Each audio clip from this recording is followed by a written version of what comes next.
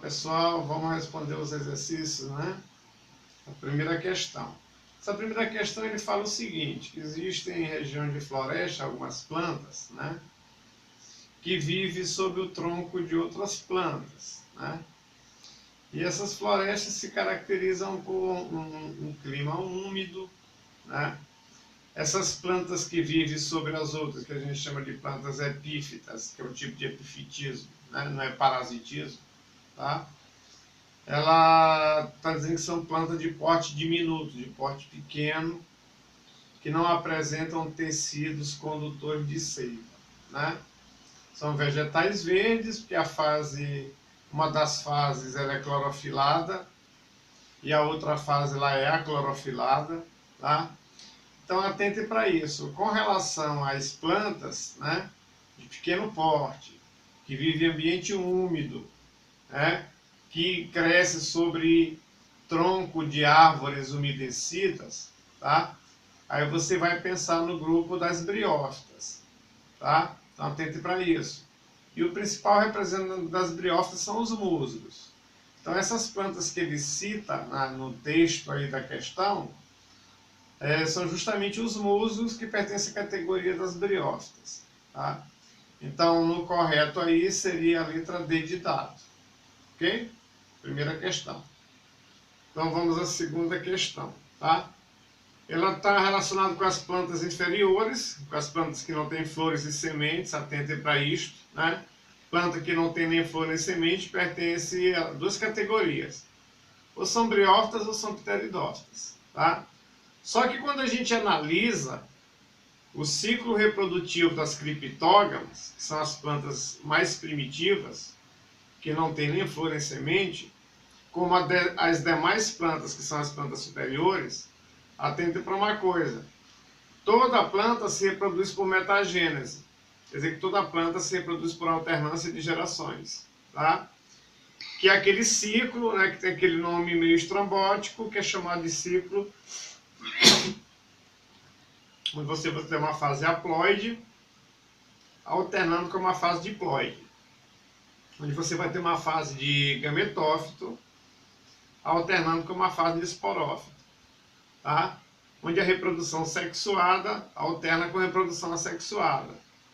Onde a produção de gametas, né, alterna com a produção de esporos. Onde a fecundação alterna com a esporulação. Onde a fase gametofítica alterna com a fase esporofítica. Só que a gente tem que atentar para o seguinte.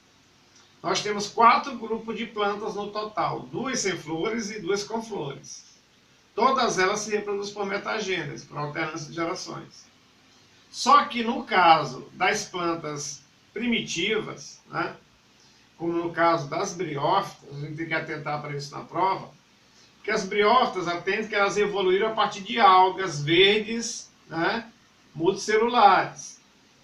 E nas algas, na maioria delas, o vegetal duradouro, assim como nas briófitas, vai representar a fase haploide, que a gente chama de fase gametofítica ou de gametófito. Então, nas briófitas, quem é o vegetal duradouro? É o gametófito. Tá? Então, a fase gametofítica que representa o vegetal haploide, cuja reprodução é sexuada por fecundação. Então, se ele falasse plantas com flores, todas elas, o vegetal duradouro é o esporófito. Nas plantas sem flores, aí tu tem 2 grupos, as briófitas e as pteridófitas. Só que tem uma diferença. Nas briófitas, o vegetal duradouro é o gametófito. E nas pteridófitas, o vegetal duradouro é o esporófito. Então, se ele falar planta sem flores, cuja fase gametofítica é dominante ou duradoura, ele está relacionando com briófitas. Se ele falar vegetais sem flores, cuja fase dominante ou predominante ou duradoura é a esporofítica, aí ele está relacionando com as pteridófitas. Então a gente tem que atentar para essa questão aí do ciclo reprodutivo nas plantas. Então qual é o único grupo de planta que a fase de gametófito é duradoura? Aí tu pensa na fase, né, de gametófito duradoura, no caso aí relacionado com as plantas conhecidas como briófitas. Tá? Então a letra correta aí é a letra C de casa. Ó, então essa questão aí número 3, né? ela tem a ver com algumas adaptações que as plantas adquiriram para a conquista do ambiente terrestre. A gente tem que pensar o seguinte, ó, as plantas, né, elas são divididas em dois grupos. Aquelas que dependem da água para o mecanismo reprodutivo sexuado e aquelas que são independentes da água para o mecanismo reprodutivo sexuado, que a gente chama de embriófitas acifonógamas, aquelas que dependem da água, e embriófitas sifonógamas, aquelas que formam um tubo polínico, que são independentes da água para o mecanismo de fecundação. Tá? Só que quando a gente for pensar em plantas terrestres, né, tu tem planta terrestre de ambiente úmido, de ambiente seco e plantas, tá, até que a gente vive num ambiente de água doce. A gente chama de plantas dulcícolas. Nunca de planta marinha, porque não existe planta no mar. Não existe briófita, não existe pteridófita, não existe gimnosperma e não existe angiosperma de ambiente marinho. Tá? Então atente para esse lado. Então quando ele fala características adaptativas a ambiente terrestre, tá, com relação ao mecanismo reprodutivo, a gente tem que atentar para isso, é devido à predominância da fase diploide.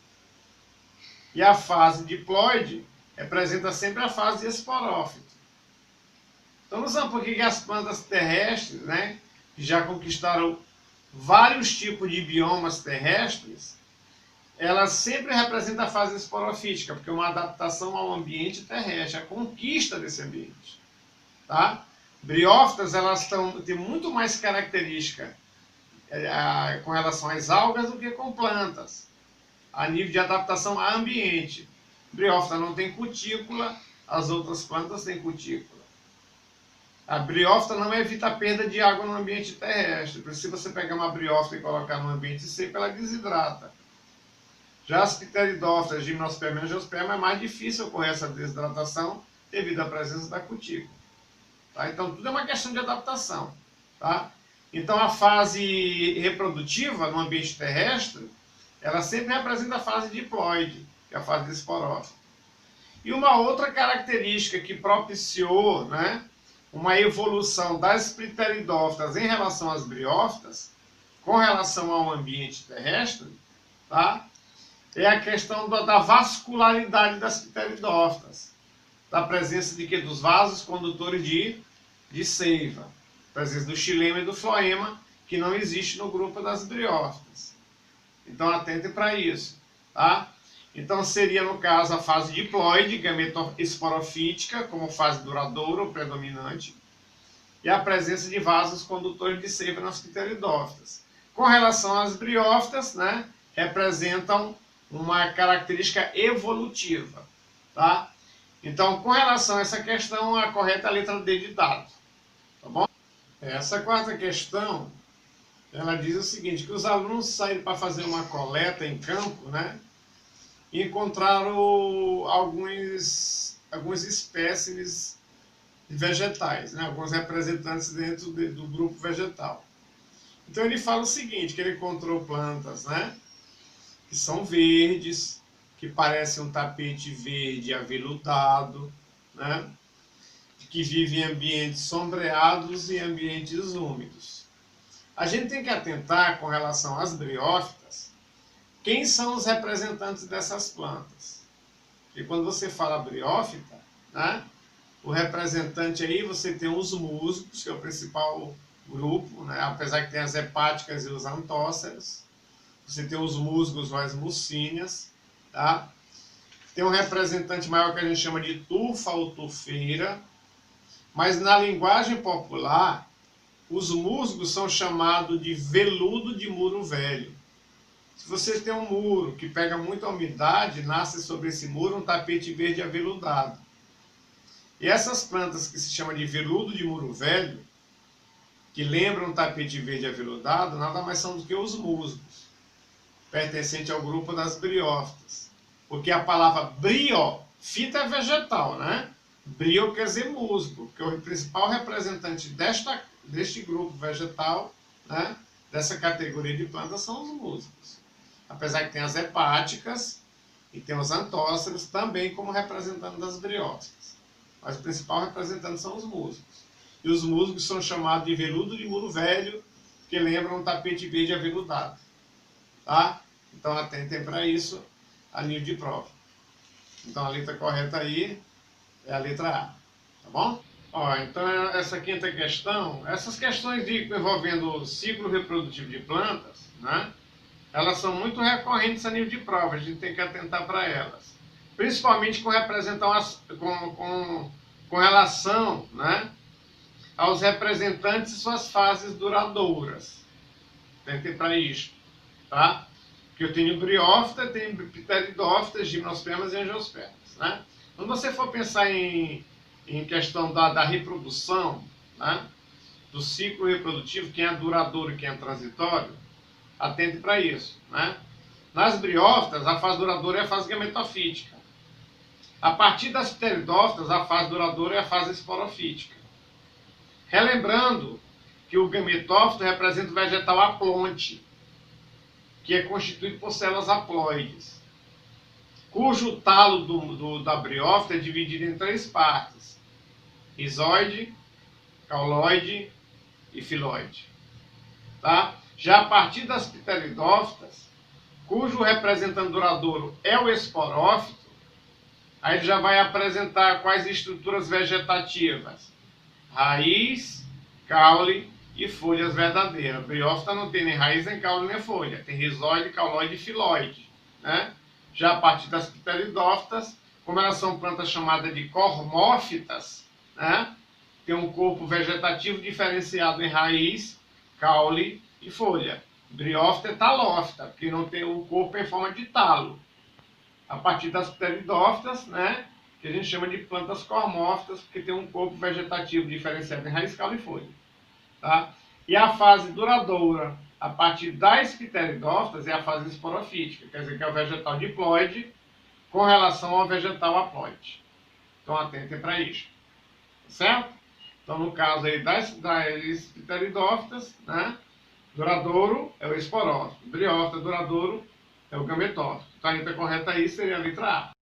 Olá pessoal, essa próxima questão aí, ela está relacionada com o mecanismo de polinização que ocorre nas plantas superiores. Atente para uma coisa, a polinização é o transporte do grão de pólen da flor masculina para a flor feminina. Se for na gimnosperma, é do microestróbilo para o megaestróbilo. Gimnosperma só tem uma polinização, que é a polinização feita pelo vento. Tá? Não existe polinização por inseto, por pássaro, por morcego, pela água, pelo vento em gimnosperma. Tá? Só, no caso aí da gimnosperma, só pelo vento. Não tem agentes biológicos que polinizam. Então, atento para isso. Então, um agente é não biológico ou um agente é biótico. Tá? E polinização feita pelo vento a gente chama de anemófila. Então, quais são as únicas plantas que só têm polinização anemófila? Gimnosperma. Já nas angiospermas, que são as plantas que têm fruto, essa polinização ela pode ser feita por vários agentes. Atentem para isso. Tá? Pode ser por agentes não biológicos, por agentes abióticos. Quais serão esses agentes abióticos? Aí tu pensa, vento e água pode polinizar. Não confundir polinização pela água com fecundação pela água, são coisas diferentes. Tá? A polinização ela antecede o mecanismo de fecundação. Isso gera confusão na prova. Tá? Agora, se ele falar que a polinização é feita por inseto, por pássaro, por morcegos e pelo homem, aí a gente chama o mecanismo, né, de bióticos, né, ou zoofilia. O que é zoofilia? Polinização feita por animais. E animais são componentes biológicos, são componentes bióticos. Vento e água são componentes abióticos. Tá? Então a gente tem que atentar para algumas características com relação aos mecanismos de polinização. Tá? Por exemplo, toda flor que é polinizada pelo vento, que a gente chama de anemófila, né? Ou anemofilia, polinização feita pelo vento, uma característica desse tipo de polinização, ou da flor que é polinizada por esse agente, é que geralmente as flores que são polinizadas pelo vento, elas não têm perianto. O que é o perianto, Luzan? É o cálice e a corola, quer dizer que não tem nem pétalas e nem sépalas. Toda flor que não tem pétala e que não tem sépala é polinizada pelo vento. Tá? Uma outra característica importante dessa flor é que ela vai apresentar muito androceu, quer dizer, vai apresentar muitos estames, para que a quantidade de pólen seja o maior possível. E o pólen de uma flor que é polinizada pelo vento, a quantidade é muito grande de pólen, e esse pólen tem que ser seco. Então, flores, né, que não tem perianto, que tem muito estame, e produz uma grande quantidade de pólen seco, polinização feita pelo vento. Aí eu chamo isso de polinização anemófila. Tá? É uma característica desse grupo de angiospermas. Agora, se for uma flor, por exemplo, que é polinizada por inseto, aí ela tem cálice e corola, quer dizer que ela tem pétalas e sépalas, sendo que as pétalas são coloridas. Tá? São coloridas. Uma outra característica, tem grande quantidade de néctar, apresenta nectários. Tá? E uma outra característica é que ela libera odor. Tá certo? Então elas são flores perfumadas. Tá certo? Então se você tem, por exemplo, flor que tem pétalas coloridas, né? Tem grande quantidade de néctar e apresenta, né, nectários, glândulas odoríferas. Glândula odorífera é a glândula que libera cheiro, que libera perfume, né? Pode ser cheiro agradável ou desagradável. Lembra da flor cadáver, tá? Então atentem para isso. Essa é polinizada por inseto, que a gente chama de entomofilia. O que é uma polinização entomófica, feita por inseto? Qual é o principal inseto polinizador? Abelhas, besouros, borboletas, mariposas. Tá bom? Aí tu tem o que a gente chama de anemofilia, ou polinização anemófila. Se for feita por pássaro, tu vai pensar muito parecido com o dos insetos. O pássaro tem pétala colorida, tem nectários, mas não tem glândula de cheiro. E elas são flores tubulosas, para que o beija-flor coloque o bico dentro do tubo, para poder pegar o néctar, para poder fazer o mecanismo de polinização. A gente chama de ornitófila ou ornitofilia. Tá? Então, qual é o pássaro que poliniza? Beija-flor, colibri, é o mesmo pássaro. Tá? E tem flores que são polinizadas por morcegos, que a gente chama de quiropterófila ou quiropterofilia. São flores grandes, tá? Com pétalas brancas, com néctar, e que desabrocham ao crepúsculo, quer dizer, no finalzinho da tarde e começo da noite. Aí ela se abre para que ela seja polinizada pelo morcego. Tá? São polinizadores naturais. O ser humano é um polinizador artificial. O ser humano poliniza, mas ele não tem estruturas adaptativas para isso. Então ele é um polinizador artificial e não um polinizador natural. Os polinizadores naturais são insetos, pássaros e morcegos, né, biológicos. E que são abióticos, vento e água. Tá bom? Então atente para isso. Então, com relação a essa questão aí, é a letra E. Tá bom? Letra E. Então, essa outra questão aí, né? Ela está relacionada com fisiologia vegetal, mecanismo de fotossíntese. Não esqueça que a fotossíntese ela é dividida em duas fases ou em duas etapas, né? Uma etapa de claro e uma etapa de escuro, tá? A etapa de claro, que a gente chama de etapa fotoquímica da fotossíntese, ela é dividida em dois mecanismos: fotofosforilação e fotólise da água, tá? Fotofosforilar é adicionar fósforo ao ADP para a produção de ATP, tá? Aí tem uma forma que a gente chama de cíclica e outra que a gente chama de acíclica, tá? E tem a fotólise da água, que é a quebra da molécula de água, para liberar o oxigênio para onde? Para a atmosfera, tá?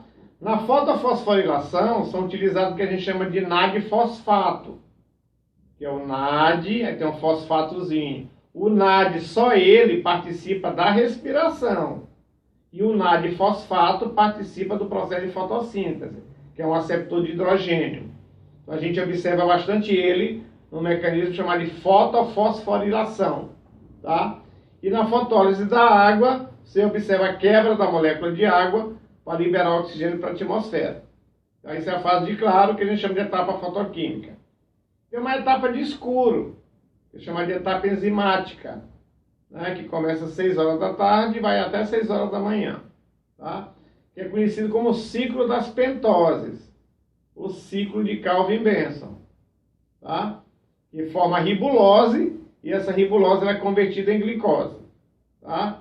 Então o carboidrato atende para isso. Na fotossíntese, os carboidratos não são produzidos de dia. Os carboidratos são produzidos à noite, na fase de escuro, e não na fase de claro. Então, quais são os mecanismos que ocorrem durante o dia? Aí tu pensa, fotofosforilação, formação de NAD, fosfato, né? E fotólise da água, que é a quebra da molécula de água para a liberação do oxigênio para a atmosfera. Tá bom? Então atente para isso. Então essa questão aí, né, seria letra C de casa. Tá bom? C de casa. Ó, essa outra questão aí, ela tem a ver, porque a gente sabe que as angiospermas, elas são as plantas mais disseminadas no planeta. Angiosperma você vai encontrar em vários ambientes. Vai encontrar em ambiente terrestre, em ambiente aquático, né? Em ambiente desértico, ambiente de clima frio. Tá? Onde você imaginar existe angiosperma. Então, dentro do grupo das plantas superiores, elas são as mais disseminadas. Tá? Então, existem alguns grupos de plantas que elas recebem caracterizações específicas. Xerófilas são plantas que gostam de local seco, como os cactos, como as cactáceas. Tá? Aí você pensa, tem caule verde, clorofilado, tem folhas transformadas em espinho, para evitar o mecanismo de transpiração, perda de água. Tá? E o espinho nas cactáceas atende para isso, elas são folhas modificadas. Porque tem vários tipos de espinho, tem espinho que é raiz, tem espinho que é caule, tem espinho que é folha. No caso das cactáceas, são folhas modificadas. Por que a folha é transformada em espinho? Para evitar perda de água. Tem uma vegetação chamada de xerófila. Tá? Tem vegetação hidrófila, angiospermas que vivem flutuando na água, como Vitória Régia, né? Encontrado na região amazônica e na região do Pantanal. Tá? E tem vegetação que a gente chama de epífitas. O que são plantas epífitas? São plantas que vivem sobre outra planta, vivem nelas, sem causar parasitismo. Aí tu pensa em dois grandes grupos, as orquídeas e as bromélias. Tá? Epifitismo é uma relação ecológica, né? Atende para isso. É um tipo de inquilinismo, é que um indivíduo vive no outro sem pagar aluguel. Não é epifitismo, é um tipo de inquilinismo. Tá? Entre plantas angiospermas, mas de adaptações com características diferenciadas. Tá? Então a gente observa, por exemplo, na Mata Atlântica, uma grande quantidade de bromélias. Tá? E essas bromélias, elas pertencem ao grupo, relembrando que as bromélias pertencem ao grupo das monocotiledôneas. Tá? Que grupo de angiosperma pertence a uma bromélia? Monocotiledônea. Você pensa na estrutura da raiz, do caule e da folha da planta.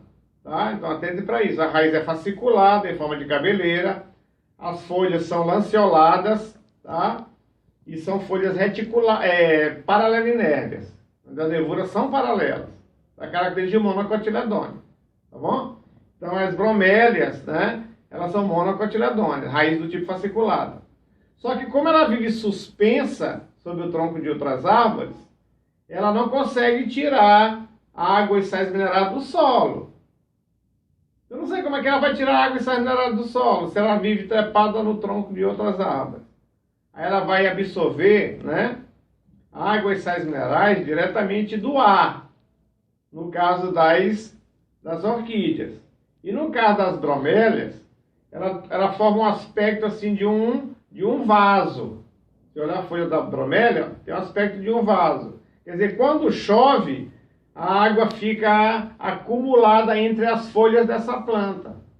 Tanto que alguns anfíbios, né, se reproduzem no interior das bromélias, põem os ovos, algum tipo de rãs, colocam, né, os seus ovos no interior da bromélia.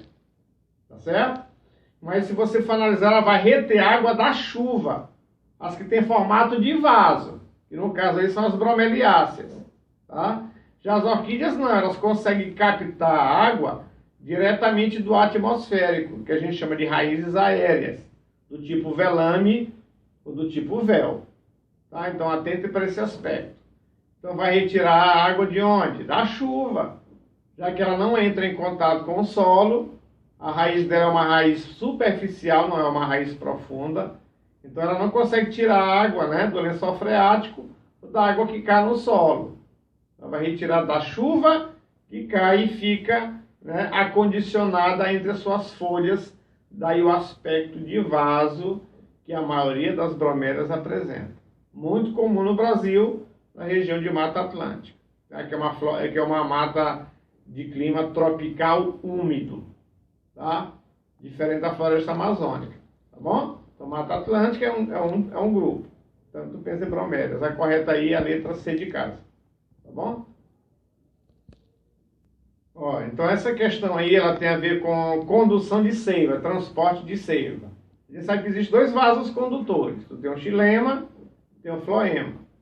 O xilema, ele conduz seiva elaborada, seiva bruta. O floema é que conduz seiva elaborada.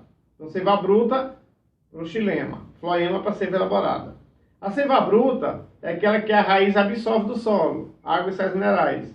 E ela é uma seiva ascendente, que sobe até onde? Até as folhas. Tá? Daí a gente chama a seiva bruta de seiva ascendente, ou seiva unidirecional, que ela vai numa única direção, da raiz para a folha. Tá? E lá, pelo mecanismo de transpiração, o que é transpiração? É a eliminação de água na forma de vapor d'água. Porque as folhas, elas podem eliminar água de duas formas. Ela pode eliminar água na forma líquida, que eu chamo isso de gutação ou sudação, que é feito pelos hidatódios, tá? Ou então ela pode eliminar a água na forma de vapor, que é feito pelas células estomáticas ou pelos estômatos. Tá? Atente para isso, tá? Então toda vez que a planta transpira, ela está puxando a água pelo xilema, pelo mecanismo chamado de princípio de Dickson, que é de tensão e coesão da molécula de água devido ao mecanismo de sucção. Transpirou, aumenta a sucção no xilema e essa seiva começa a subir da raiz para a folha. Daí a gente chama de seiva ascendente, de seiva bruta ou de seiva unidirecional. Tá? Então esse é o principal mecanismo que faz a água subir pelo xilema, mecanismo de transpiração. Mas existe um outro mecanismo, que é a tal da gutação ou sudação. Atente para isso. Transpiração ocorre de dia. Gutação ocorre à noite. Tá? Que é a liberação de água na forma líquida, que é feito pelos hidatódios. Tá? E no caso, a transpiração é feita pelas células estomáticas. Então, o que determina o mecanismo de transporte da seiva bruta pelo xilema é o mecanismo chamado de transpiração foliar. Existem dois tipos de transpiração, cuticular e transpiração estomatar, feita pela cutícula e pelos estômatos. Ambas são a eliminação de água na forma de vapor, que faz a seiva bruta subir da raiz até as folhas. Tá? Então a letra correta aí dessa né, a fase diploide das briófitas, atente para isso. Né? A fase diploide ela tem uma haste e ela tem uma cápsula. Tá? Essa cápsula representa o esporângio, que é a bolsa produtora de esporo. Aí você vai pensar o seguinte: se a cápsula que está no esporófito e o esporófito é diploide, porque essa cápsula também é diploide. E é justamente dentro dessa cápsula que vai ocorrer o mecanismo de meiose, que a meiose nas plantas sempre ocorre dentro do esporângio. Se você souber quem é o esporângio na planta, já fica fácil, já dá ter meio caminho andado, tá? Porque a meiose vai ocorrer sempre dentro do esporângio. Aí quem é o esporângio do musgo? É a cápsula. Tá? Aí ela tem uma tampa chamada de calíptra, quer dizer, dentro da cápsula ocorre a meiose, ela vai produzir esporos, a calíptra cai, libera esses esporos no chão. Tá? Se o esporo, né, então ele pode ser disseminado também pelo vento, né? Cai no chão ou é disseminado pelo vento. Se o chão ou solo onde esse esporo cai, ele é um solo úmido, tá certo? Ele é um solo úmido, consequentemente, tá? Vai germinar ali uma estrutura chamada de protonema, que é uma estrutura talosa. Esse protonema, ele contém o que a gente chama de botões vegetativos, que nada mais são do que brotos, né? Quer dizer, vai ocorrer um tipo de brotamento a partir dos botões vegetativos. Aí um botão vegetativo forma um gametófito masculino, o outro forma um gametófito feminino. Tanto que este tal de protonema, ele vai ser diploide, vai ser haploide, assim como o gametófito, porque o gametófito é formado a partir do protonema, tá? Então, o gametófito é N porque o protonema também é N. E o protonema é formado pela germinação dos esporos. Então, atente para isso. Só que a gente tem que pensar o seguinte, ó, se ele chegar na prova e falar assim, ó, se no talo do musgo tiver 60 cromossomos, quantos cromossomos tem na cápsula do musgo? Aí tu tem que saber esta haploidia. É por isso que tem que saber o que é haploide e o que é diploide. Porque você pode colocar isso em termos de número. Você acaba errando por causa disso. Então tu pensa, se o gametófito, né, que é o talo, é N e N é igual a 60, tudo que está nele é 60. Então, por exemplo, o rizoide é 60, o caloide é 60, né, o filóide é 60, o anterídeo é 60, o arquegônio é 60, o anterozoide é 60 e a osfera também é 60.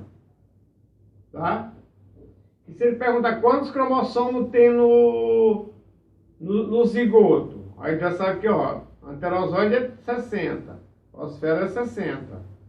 Se o zigoto ele é formado pela fusão dos gametas, que são haploides, e cada gameta é N e N é igual a 60, porque no zigoto, que é 2N, tem que ser 120. Quantos cromossomos tem na haste do esporófito? 120. Quantos cromossomos tem na cápsula? 120. Quantos cromossomos tem lá no esporo? Aí tu sabe que o esporo é produzido por meiose. Se o esporângio é 120 e ele sofre meiose para produzir esporos, esse esporo tem que ter 60 cromossomos. Então atente para isto. Aí quando o esporo cai no chão, ele germina o protonema. Quantos cromossomos tem no protonema? 60. Quanto tem no botão vegetativo? 60. Quanto tem no gametófito masculino? 60. Quanto tem no gametófito feminino? 60. Quanto tem no anterozoide? 60. Quanto tem na osfera? 60. Quanto tem no zigoto? 120. E você tem que atentar para esta haploidia, para o número de cromossomo encontrado, né, nessas estruturas. Então atente para isso. Ok?